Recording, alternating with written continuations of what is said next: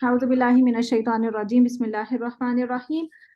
اچھا، جو لاسٹ ہم لوگوں نے آیت پڑھی تھی کہ فی قلوبہم مرض، ان کے دلوں میں ایک مرض ہے، بیماری ہے، ڈیزیز، فزادہم اللہ مرضا، تو اللہ تعالیٰ نے اس ڈیزیز کو بڑھا دیا۔ تو آپ مجھے بتائیں، کسی کے دل میں بیماری ہو، اور اللہ تعالیٰ تو آپ کو پتہ ہے کہ شفا دینے والے ہیں نا، اللہ تعالیٰ نے کوئی بیماری ایسی پیدا نہیں کی کہ جس کی شفا نہ ہو، اور پھر اگر کسی کے دل میں کوئی بیماری ہے تو اللہ تعالیٰ اس کو بڑھا دیتے ہیں۔ یہ بات سمجھ نہیں آئی، ایسا کیوں؟ آپ سمجھائیں گے مجھے؟ کون سمجھائے گا مجھے اس کا جواب؟ جی عائشہ۔ کیونکہ ان کو پہلے ایک ہوں چانس مل چکا ہوتا ہے اللہ کی طرف سے، لیکن وہ دل سے چاہتے ہی نہیں ہے کہ وہ اللہ کی طرف جائیں، ہوں۔ اور تو یہ کون سی اللہ ڈیزیز تعالیٰ ہے؟ یہ ڈیزیز کون سی ہے؟ جھوٹ بولنے کی، منافق ہونے کی۔ یہ وہ ڈیزیز ہے نفقہ والی، یہ جو آج میں نے آپ کو نفقہ بولا نا، کہ انہوں نے اپنے اندر ایک ٹنل بنایا ہوا ہے، یعنی کہ یہ ایک ٹنل سے داخل ہوئے تھے اسلام کے اندر، تو جب یہ داخل ہوئے تھے تو کیا انہوں نے اسلام کو پہچانا تھا؟ انہوں نے اسلام اس طریقے سے قبول کیا، انہوں نے کہا کہ کامیاب لوگ جا رہے ہیں، لوگ یعنی کہ امیر ان ہو کو رہے ہیں، اسلام کے لگژریز دیکھ کے انہوں نے۔ رولز اینڈ ریگولیشنز تو پتہ چل گئے نا، یا نہیں؟ نہیں، جب پتہ چلے تو ایگزٹ ہو گیا۔ ہاں، لیکن پتہ تو چلے نا کہ کیا کرنا ہوگا اس کے اندر۔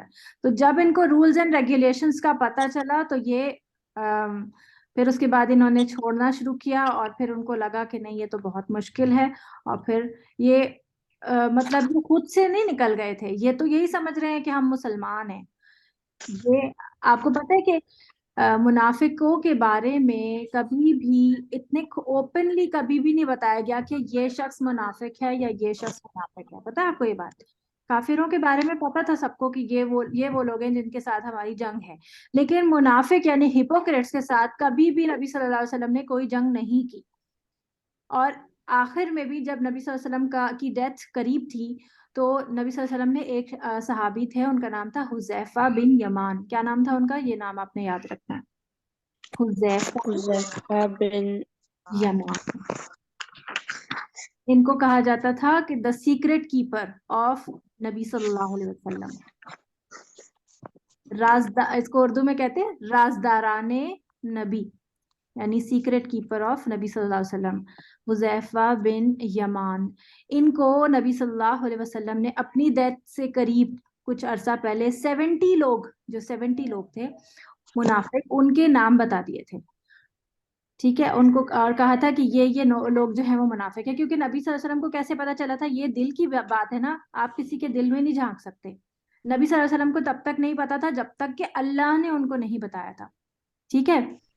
تو یہ جو تو آخر میں جب نبی صلی اللہ علیہ وسلم کو پتا چل گیا تھا 70 لوگوں کا، تو نبی صلی اللہ علیہ وسلم ان لوگوں کی جنازوں میں، جب ان کی ڈیتھ ہوتی تھی نا ان میں سے کسی کی، تو وہ ان کے جنازے میں شریک نہیں ہوتے تھے۔ اور پھر جب ان کو بتا دیا تھا اور پھر ان کا انتقال ہو گیا تھا نبی صلی اللہ علیہ وسلم کا، تو پھر حضرت عمر اور حضرت ابوبکر فالو کرتے تھے کہ حذیفہ بن یمان کس کے جنازے میں نہیں گئے، تو پھر وہ بھی نہیں جاتے تھے۔ اور ان لوگوں میں یہ جو 70 پیپل کی لسٹ تھی، تو حضرت حذیفہ نے کسی کو نہیں بتایا، کیونکہ یہ ایک سیکرٹ تھا جو کہ انہوں نے بس ان کو بتا دیا تھا، لیکن کہا تھا کسی کو نہیں بتانا، تو انہوں نے کسی کو نہیں بتایا۔ یہ 70 لوگ کون تھے کسی کو نہیں پتا۔ کیوں نہیں پتا؟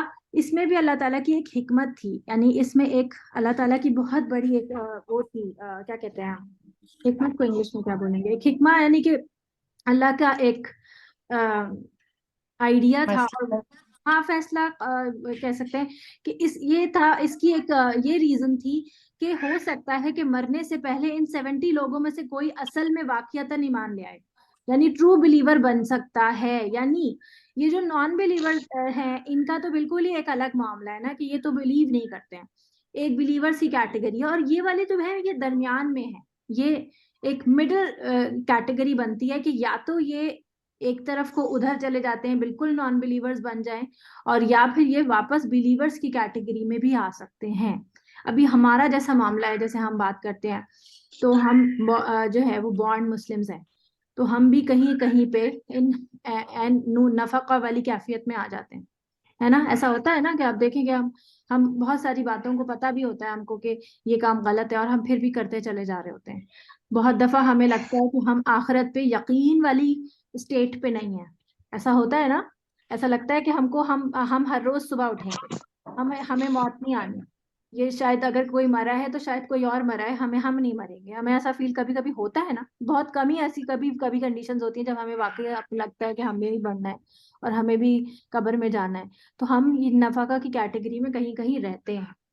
تو اب ہمیں اس بات کے لیے تسلی ہونی چاہیے کہ نفقہ والی اسٹیٹ جو ہے وہ ایک ویسی اسٹیٹ نہیں ہے کہ انسان اس میں سے چینج نہیں ہو سکتا. مطلب ایمان آ سکتا ہے، جیسے میں نے آپ کو اس دن بتایا تھا کہ ایمان جب آپ انسان پریکٹسنگ مسلم بننا شروع ہوتا ہے تو ایمان انکریز ہونا شروع ہو جاتا ہے، صحیح ہے، ایمان بڑھنا شروع ہوتا ہے. اور جب انسان کا ایمان بڑھتا ہے تو اور کیا بڑھتا ہے ساتھ میں؟ تقویٰ. تقویٰ بڑھتا ہے. شاباش. اور ساتھ ساتھ کیا بڑھتا ہے؟ اللہ پر توکل.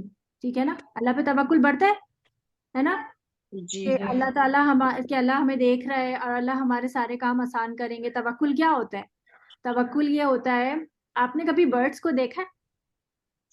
جب برڈس جی جو ہیں وہ شام کو واپس جا رہے ہوتے ہیں، جب شام ہونے لگتی ہے اور برڈس واپس اپنے اپنے نیسٹ کی طرف جا رہے ہوتے ہیں، تو کیا یہ اپنے پروں پر کچھ کھانا وانا لے کے جاتے ہیں اپنے گھر کے لیے کہ شاید کل ہماری طبیعت خراب ہو اور ہم کل نکل نہ سکیں تو یہ پروں پر اپنے کچھ دانے اور اپنا کھانا لے جائیں؟ نہیں نا. نہیں. ان کو یہ توکل ہوتا ہے کہ آج جس نے ہمیں کھلایا ہے کل بھی ہمیں وہی کھلائے گا.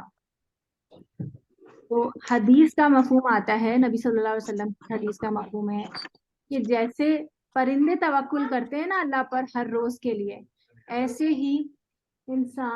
ہی جو ہے وہ انسان کو بھی توکل اللہ پہ کرنا چاہیے. اور یہ توکل کب آئے گا؟ جب آپ کی پریکٹسنگ اسٹیٹ ہوگی، ایمان آپ کا بڑھا ہوگا اور آپ کا تقویٰ زیادہ ہوگا. تقویٰ میں کیا چیز آتی ہے؟ تقویٰ کیا چیز ہے؟ کس اسٹیٹ کا نام ہے تقویٰ؟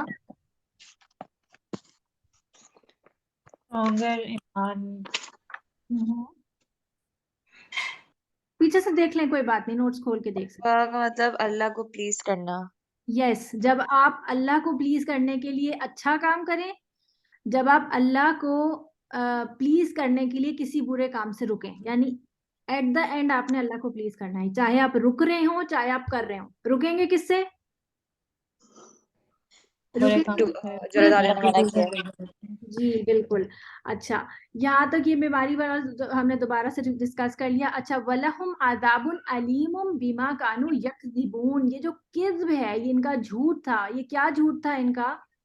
کہ یہ کہہ رہے یہ تھے لوگ مسلمان ہیں. یس دے آر بلیورز. یہ جھوٹ بول رہے تھے کہ یہ بلیورز ہیں، حالانکہ یہ بلیورز نہیں تھے. اس کے علاوہ آپ دیکھیں تو یہ جو کاف ذال با کذب ہے، آپ کو پتہ ہے کہ سنس کی بھی 2 کیٹیگریز ہیں. جو سنس ہوتے ہیں، جو گناہ ہوتے ہیں، ان کی 2 کیٹیگریز ہیں. ایک میجر سنس اور دوسرے ہوتے ہیں مائنر سنس. ٹھیک ہے، میجر سنس کو عربک میں کبائر کہتے ہیں، کبیرہ، کبائر گناہ. اور مائنر سنس کو صغیرہ، صغائر سے صغیرہ گناہ. ٹھیک ہے، تو میجر اینڈ مائنر سنس ہوتے ہیں. جو میجر سنس ہوتے ہیں نا، ان کے لیے یو ہیو ٹو ریپینٹ اور ریپینٹ ٹورڈز اللہ، اور دین دے آر forgiven. یعنی ان کی forgiveness کے لیے آپ کو اللہ سے ریپینٹ یعنی توبہ کرنی ہے. یہ خود سے نہیں معاف ہو جاتے. جیسے بہت سارے ایسے گناہ ہوتے ہیں نا، جیسے ہم چلتے پھرتے گناہ کرتے ہی رہتے ہیں نا کچھ نہ کچھ. تو کچھ گناہ ہوتے ہیں جو آپ کے ویسے بھی معاف ہوتے رہتے ہیں. جیسے آپ وضو کرتے ہیں تو آپ کے چہرے کے گناہ معاف ہو رہے ہیں، آپ ہاتھ دھوتے ہیں، آپ کے ہاتھوں کے گناہ، آپ پاؤں دھوتے ہیں، پاؤں کے کچھ گناہ ہوتے ہیں. مطلب ہر قسم کے جو گناہ ہوتے ہیں وہ اس طرح سے مٹتے ہیں. آپ ایک نماز سے دوسری نماز پڑھتے ہیں تو 2 نمازوں کے درمیان اگر آپ سے کوئی چھوٹا گناہ ہوا ہے تو وہ آپ کا ویسے ہی ختم ہو جاتا ہے. تو بہت سارے گناہ ایسے ہوتے ہیں جو ہم کو پتہ بھی نہیں چلتے. کچھ ایسے گناہ بھی ہم کرتے جاتے ہیں جو ہمیں پتہ ہی نہیں چلتے. کسی کا دل دکھا دیا، ہمیں پتہ ہی نہیں چلا، لا علمی میں ہو گیا. مطلب ہم کرنا نہیں چاہتے تھے لیکن ہو گیا. جیسے اس طرح بھی ہوتا ہے نا، اور یاد بھی نہیں رہا، ہمیں پتہ بھی نہیں چلا.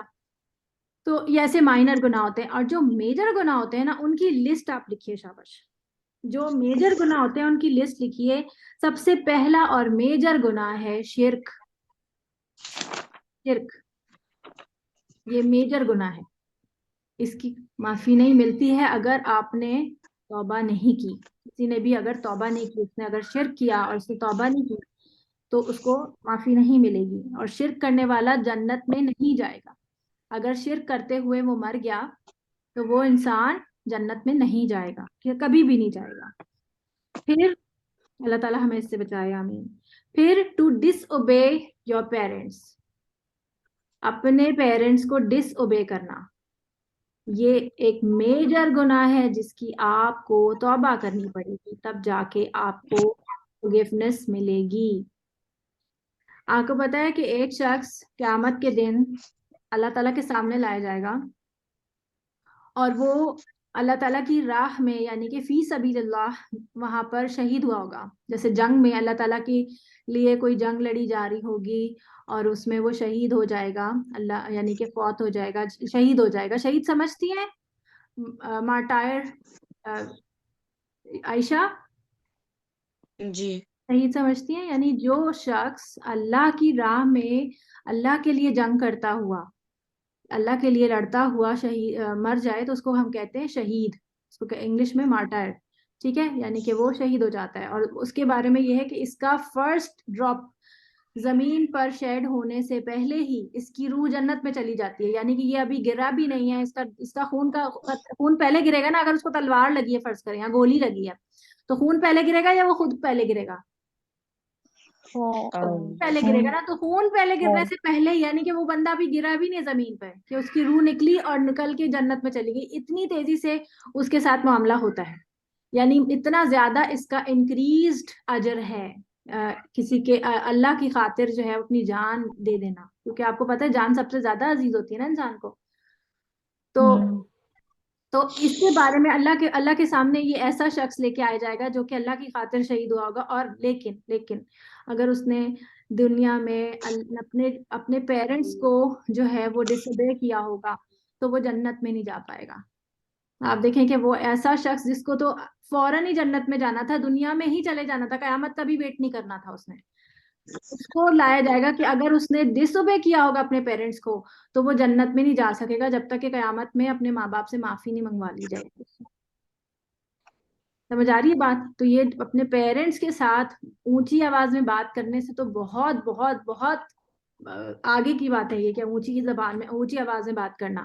بلکہ قرآن مجید میں کیا کہا جاتا ہے کہ لا افی لہم, لا افی لہم, ان کو اف تک نہیں کہو.